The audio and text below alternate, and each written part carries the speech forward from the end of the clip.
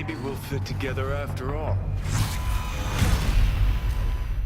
Citizens of Night City, what is going on, y'all? Your dude Sly here, and holy shysta, was this week's episode of Night City Wire freaking awesome or what? Now, I know CD Projekt Red kinda threw this monthly video project together in order to give us some details on the game as it kept being delayed again and again and again, but I really think that this was one of the best moves they've made in promoting this game.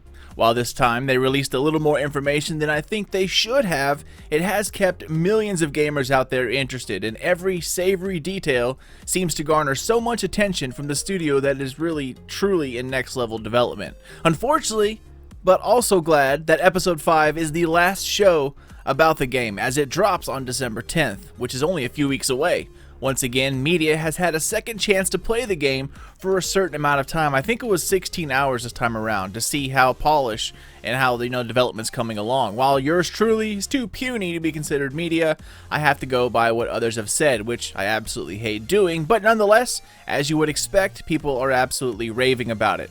So in this video, let's dive into the last episode of Night City Wire and break down everything seen within the video, and then talk about the latest news concerning Cyberpunk 2077, as well as the plethora of different trailers and gameplay trailers released over the past few days.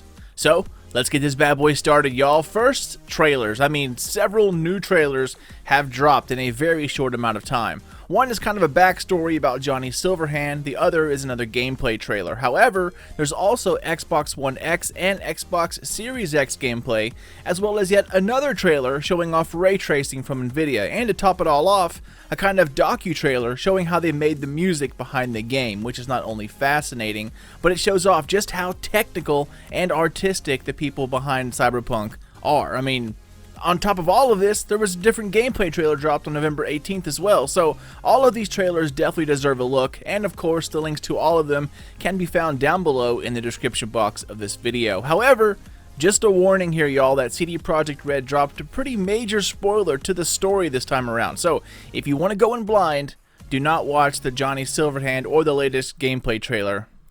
However, the Xbox, Nvidia, and music videos are all fine. And just to show how popular this game is, the new gameplay trailer debuted just a few days ago, and it's already over 10 million views. Absolutely insane. I mean, TV rarely gets this kind of number. And as I've mentioned before, I made a complete Cyberpunk universe backstory well over a year ago. I talk about Johnny Silverhand, his nemesis Atom Smasher, the events that lead up to the Fourth Corporate War which tears the US into pieces, the different corporations, the gangs, the fuel of the future, CHOO2 or Chew2 as it's called in game, and just so much more. So definitely check that out if you want to get all of the backstory about this amazing universe we're about to set foot in. Large swaths of the country in the US are nuclear waste zones. Corporations control the country, while government is just simply a puppet. Actually, kind of the beginnings of what's happening today. And one of the last safe havens in the US is Night City. Though ruthless, it has police, food, water, and a place to live, more so than other areas. So definitely check out those trailers and the behind the scenes look at making Johnny Silverhand come alive. It is actually quite awesome. Also, a few days before the last episode, there was a special edition of Night City Wire, a kind of side video about the Xbox One X and performance of the Xbox Series X. There's some great clips and gameplay of what you can expect in terms of console quality and performance.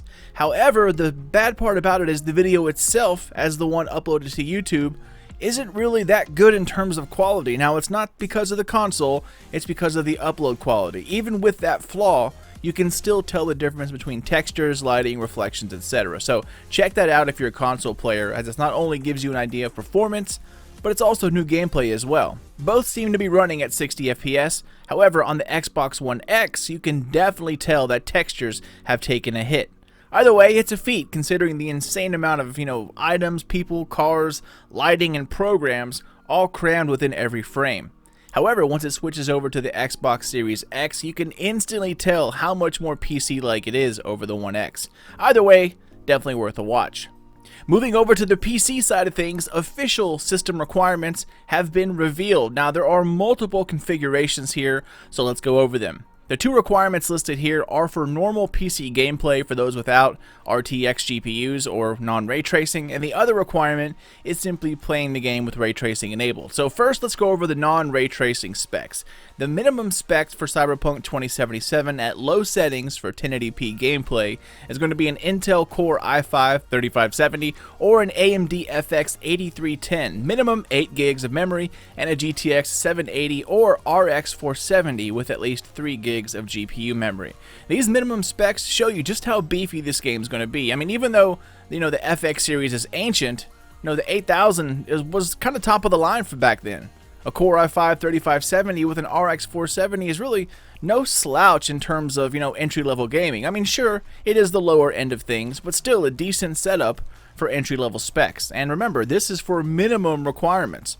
For recommended settings, which are gaming at 1080p on high settings, Core i7-4790 or a Ryzen 3 3200G with 12 gigs of memory. For the GPU, GTX 1060 or a 1060 Super or an RX 590. Now the 590 comes with 8 gigs of memory, while the 1060s I believe come with 6, so you're going to be good to go on that. Now it's worth noting that for every setting listed here, CD Projekt Red recommends an SSD, but you can run an HDD if you have to. Moving over to the high settings at 2K or 1440p, you need a Core i7-4790 or again Ryzen 3 3200G with 12 gigs of RAM rocking a RTX 2060 or an RX 5700 XT with a minimum of 6 gigabytes of GPU memory. As for 4K or 2160p on Ultra, it's going to be the same CPU, i7-4790, but this time a Ryzen 5 with a 3600 and 16 gigs of system memory with an RTX 2080 or 3070 or an AMD RX 6800, all with 8 gigs of GPU memory as a minimum, and most of those come with more. Now let's move over to the ray tracing side of things. At 1080p, things are pretty much the same as before, except of course they recommend an RTX 2060 for ray tracing on high at 2K or 1440p.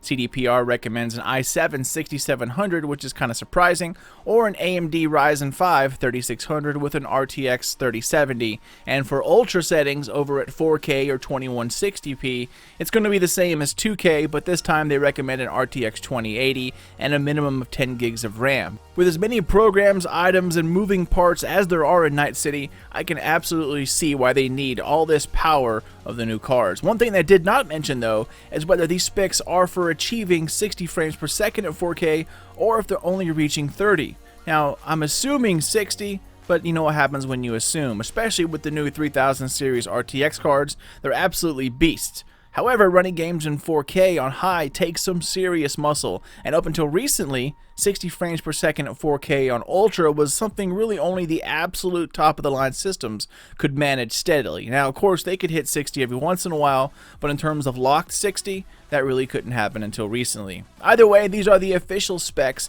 and again, the link is down below if you want to grab the picture for yourself. Or head on over to Twitter and check out CD Projekt Red, you'll find it there as well. Alright, so next up, let's move over to the news side of things. CD Projekt Red is starting up a rewards program for playing all of the various games they have. It's called My Rewards, and it's done by connecting your GOG account to the various games they have, which will allow you to claim certain in-game usable items, such as the Wolf Skull Patch for a jacket within Cyberpunk, or a Cyberpunk card and coin for the use in Gwent. More details about that will be available soon. And the final noteworthy item? Music copyright. Now, as a YouTuber, I've had plenty of issues with music, from walkthroughs to simple Let's Play videos. Music that can pop in, especially things like Star Wars or any kind of big name, they can be a huge problem.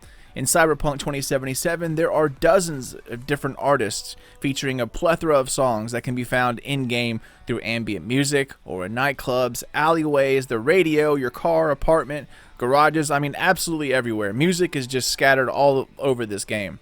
Uploading a Let's Play or simply a few minutes of unedited gameplay without you talking over it, that can accidentally capture these tracks and then lead to problems with copyright strikes. With so many music tracks under DMCA protection, CDPR has a special option for streamers and YouTubers out there. You can actually toggle the music using two different settings. One, you can only play the music that was made, by hired developers, which the game owns and can be streamed and uploaded with zero issues. or you can toggle the settings, which will allow the game to play all of its available music, even by the various artists. It's a small, but very welcome change, which I know people will appreciate. This latest and last episode of Night City Wire pretty much just featured those trailers and kind of a behind-the-scenes look with Keanu Reeves. All of those can be found, in separate videos. And that's really about it, guys. Unless something big is announced in the near future, this will be my last Cyberpunk news video, as the game comes out in just a few weeks' time. Cyberpunk 2077 debuts on December 10th. And guys, I absolutely cannot freaking wait. I don't stream very often, but this one will definitely be stream worthy. So be sure to subscribe and have your alerts on to let you know when I go live, and we can check it out together. I'll also be uploading various walkthroughs and guides for all sorts of different quest lines and in-game secrets, so do keep an eye out for that. Also, if you're into Destiny, I'll be live streaming the Deepstone Crypt blind raid attempt later on today, so if you want to check that out, that should definitely be worth a couple laughs. So yeah, that's it. It has been an amazing journey, and thanks goes out to each and every one of you out there who have shared these news videos with me. I think this game will not only set the bar for RPG games in the future, but all other ones will be compared to it. It's pretty much going to be the 2020s Skyrim, and that is absolutely a good thing. It might be harder on developers, but great for gamers, and I cannot wait for things like the next Mass Effect, Dragon Age, or for Bethesda's next RPG Starfield. So keep it here, as I'll be covering all of this stuff over the next few years. As always, thank you all so much for not only watching, but for supporting my channel, Sly Nation.